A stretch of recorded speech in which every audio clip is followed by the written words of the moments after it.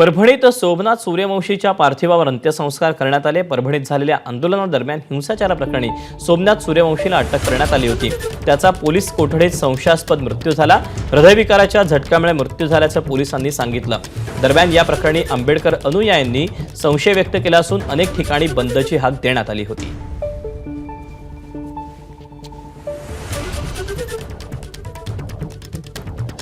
सोमनाथ सूर्यवंशीच्या मृतदेहाचं शवविच्छेदन फॉरेन्सिक विभाग करत असेल तर तिथेच करावं अशी मागणी प्रकाश आंबेडकर यांनी केली होती। या संपूर्ण प्रकरणास आम्ही न्यायासाठी लढणार असल्याचं आंबेडकर म्हणाले। सोमनाथ सूर्यवंशीच्या याच्यामध्ये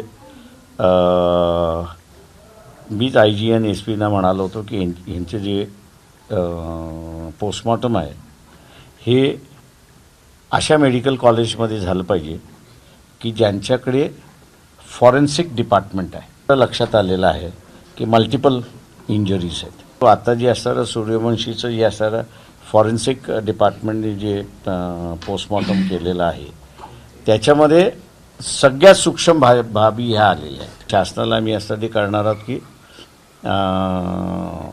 पोस्टमॉर्टमचे नियम जे आहेत त्याच्यामध्ये नुसतं पॅथॉलॉजिकल नाही तर असणारं फॉरेन्सिक डिपार्टमेंटच्या ह्याच्यामार्फत सुद्धा त्याचं पोस्टमॉर्टम झालं पाहिजे ते चेक।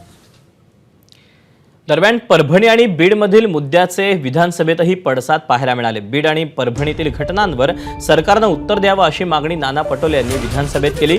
तर पटोलेंनी उपस्थित केलेल्या मुद्द्याला उत्तर देत सरकार चर्चेसाठी तयार असल्याचं मुख्यमंत्र्यांनी सांगितलं।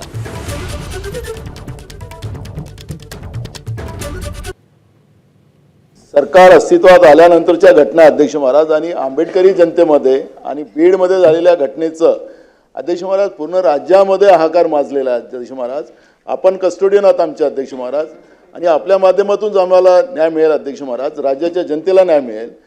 सरकारने उत्तर द्यायची तयारी दाखवावी अध्यक्ष महाराज। ही गंभीर बाब आहे आणि गंभीर बाब असल्यामुळे अध्यक्ष महाराज राज्यामध्ये लोकांमध्ये तीव्र चीड परभणीच्या आणि बीडच्या घटनेचे अध्यक्ष महाराज आहे आणि म्हणून मी आपल्याला विनंती करतो अध्यक्ष महाराज आपण निर्णय द्याल तो आम्हाला मान्य राहील, पण सरकारने याच्यातली भूमिका मांडावी अशी आम्हाला सरकारला विनंती आहे।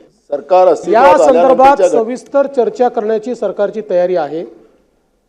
त्यामुळे मला असं वाटतं अध्यक्षांनी जो दिवस नेमून देतील उद्याचा, आज आपला शोक प्रस्ताव असल्यामुळे आपल्या काही प्रथा परंपरा आहेत, मात्र अध्यक्षांनी उद्याचा दिवस नेमून दिला तरी आम्हाला हरकत नाही। या संदर्भात पूर्ण सविस्तर चर्चा आपण करू। दोन्ही घटना अतिशय गंभीर आहेत त्यामुळे निश्चितपणे त्याच्यावर चर्चा करू। त्याच्यावर सरकारने काय कारवाई केली ही देखील आपण त्या ठिकाणी बघू। संतोष देशमुख यांना न्याय मिळावा आणि आरोपींना फाशीची शिक्षा व्हावी अशी मागणी बीडचे खासदार बजरंग सोनावणे यांनी लोकसभेत केली। ते काय नेमकं म्हणाले पाहूया।